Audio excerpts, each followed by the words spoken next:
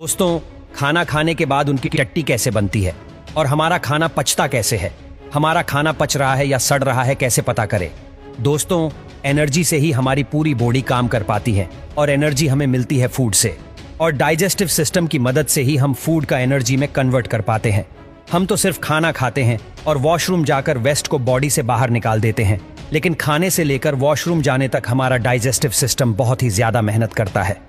और इस वीडियो में हम यही देखेंगे कि डाइजेस्टिव सिस्टम काम कैसे करता है। डाइजेशन तो खाना खाने से पहले ही शुरू हो जाता है। जब हम खाने के बारे में सोचते हैं तभी हमारे मुंह में पानी आ जाता है।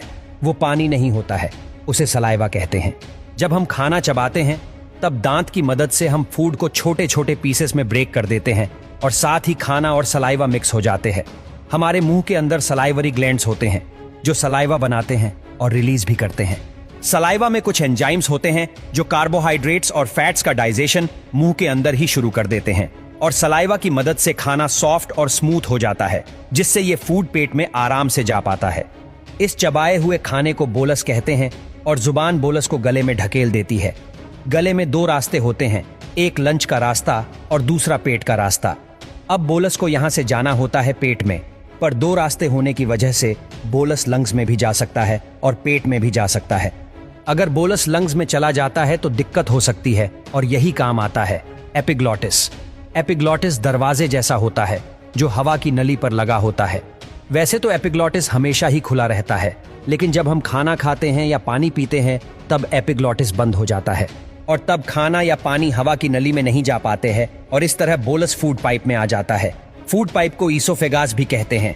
फूड पाइप 25 सेंटीमीटर जितना लंबा होता है, और फूड पाइप अंदर से इलास्टिक जैसा होता है, और इसी वजह से फूड पाइप बोलस को पेट में ढकेल पाता है, और सलाइवा की वजह से बोलस बिना अटके फूड पाइप से आसानी से गुजर पाता है। फूड पाइप के एंड पर कुछ मसल्स लगे होते हैं जो फूड को यानी बोलस को वापस फूड पाइप में जाने से रोकते हैं। इन मसल्स को LES, लोअर ईसोफेगास स्फिंक्टर कहते हैं। जब LES रिलैक्स हो जाते हैं तब बोलस पेट में आ जाता है। पेट में पहुंचने के बाद बोलस की पिटाई शुरू हो जाती है। हमारा पेट खाने को सिर्फ होल्ड नहीं करता है, बल्कि एक ग्राइंडर की तरह फूड को पेस्ट में बदल देता है, और इसी इलास्टिक पावर की मदद से स्टमक फूड को पेस्ट में बदल पाता है। स्टमक अपनी इलास्टिक पावर से फूड को इधर उधर ढकेलता है, जिसके कारण फूड पेस्ट में बदल जाता है, और पेट में एसिड भी होता है, और वो एसिड है HCl, हाइड्रोक्लोरिक एसिड।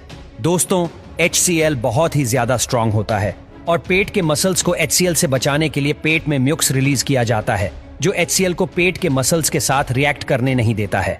HCl का काम होता है फूड को डाइजेशन के लायक बनाना, और दूसरा काम होता है डाइजेस्टिव एंजाइम्स बनाना।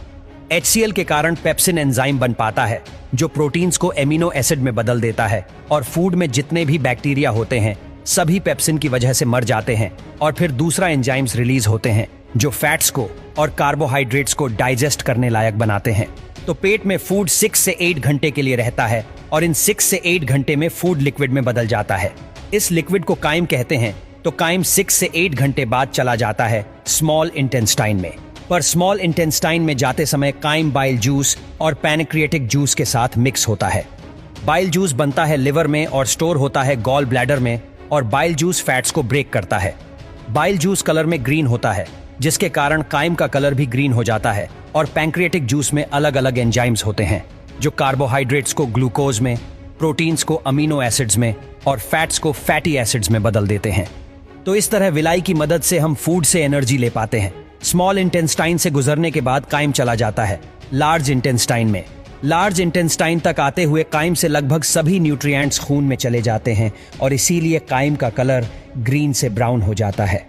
ब्राउन काइम में अभी भी कुछ न्यूट्रिएंट्स और फाइबर्स होते हैं, और फाइबर्स को हम डाइजेस्ट नहीं कर पाते हैं, और यही हमारी मदद करते हैं माइक्रोब्स, बैक्टीरिया।